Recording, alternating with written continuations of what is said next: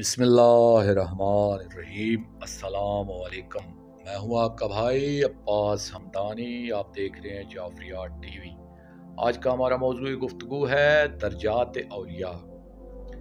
دوستو، یہ بھی ایک حقیقت ہے کہ ہر ولی کامل کے روحانی سگنل کی ایک طبی عمر ہوتی ہے، کیونکہ اولیاء کے 10 درجے ہوتے ہیں اور ایک درجہ 100 سال کا ہوتا ہے، جس سے اندازہ لگایا جاتا ہے کہ یہ ولی کس درجے کا حامل تھا۔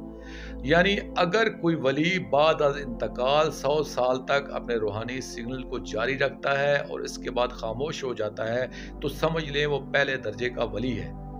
اسی طرح اگر کسی ولی کا سگنل 1000 سال تک جاری رہتا ہے تو سمجھ لیں وہ ولایت کے 10ویں درجے پر فائز تھے۔ دوستو، سوال یہ پیدا ہوتا ہے کہ بعض اولیاء اپنے وقت کے بعد تک سگنل دیتے رہتے ہیں یا ان سے فیض پانے والے فیض پاتے رہتے ہیں، اس کی وجہ کیا ہوتی ہے؟ حقیقت یہ ہے کہ کسی بھی ولی اللہ کا روحانی سگنل کلی طور پر کبھی ختم نہیں ہوتا، بلکہ وہ انتہائی کمزور حالت میں ہمیشہ جاری رہتا ہے، کیونکہ یہ آہستہ آہستہ کمزور ہوتے ہوتے انتہائی کمزور ہو جاتا ہے، اور کمزور سگنل تو کائنات کے موالید ثلاثہ یعنی جمادات و نباتات و حیوانات تک کے اندر بھی موجود ہوتا ہے۔ اب آپ اس سائنٹیفک کلیے کو سمجھیں کہ فیض پانے کے لیے 2 چیزوں میں سے ایک کا ہونا ضروری ہوتا ہے۔ نمبر 1، یا تو ولی کا روحانی سگنل پاورفل ہو، نمبر 2، یا طالب کا ریسیور پاورفل ہو۔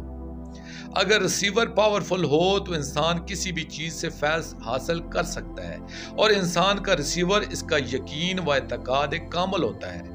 جن لوگوں کا اعتقاد و یقین کامل ہوتا ہے وہ کمزور سے کمزور سگنل کو بھی کیچ کر لیتے ہیں، اور جن کا یقین کامل نہیں ہوتا وہ کسی طاقتور ولی اللہ سے بھی استفادہ سے محروم رہتے ہیں۔ ہمارے ہاں کہتے ہیں پیر بڑا کہ یقین، جواب ہے یقین بڑا ہوتا ہے۔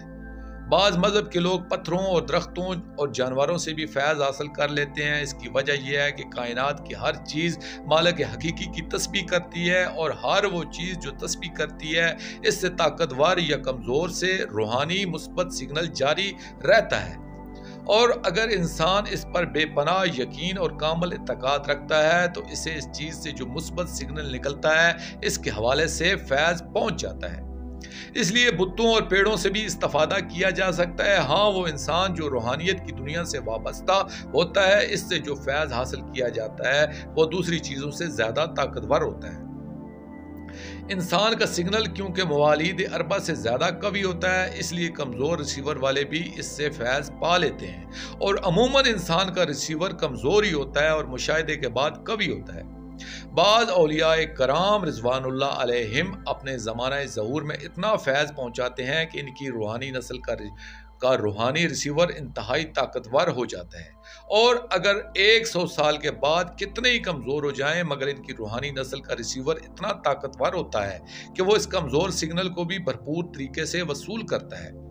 اس لیے بعض اولین درجات کے اولیاء کرام رضوان اللہ علیہم جو اس فلسفے کو جانتے ہیں وہ اپنے قوت بڑھانے کے اور درجات کو بلند کرنے کے بجائے اپنی روحانی نسل کا ریسیور طاقتور بنانے پر زیادہ توجہ دیتے ہیں، تاکہ ان کا فیض ان کی روحانی نسل تک جاری رہے اور ان کا نامہ اعمال کھلا رہے، سلسلہ فیض مسلسل رہے۔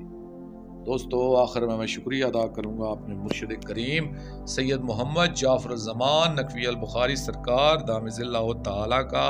یہ مضمون میں نے ان کی روحانی ڈائری سے پیش کیا ہے، اور آخر میں اپنے پاک شہنشاہ کی بارگاہ میں دعا کریں گے۔ اللہ جل یا ولی المظلومین، یا فوز العظیم، یا امان الخائفین، یا بلد الامین، اجر اللہ تعالی فرجک وصلوات اللہ علیکہ یا رب محمد وآل محمد صلی اللہ محمد وآل محمد واجل فرج آل محمد صلی اللہ علیہ وآلہ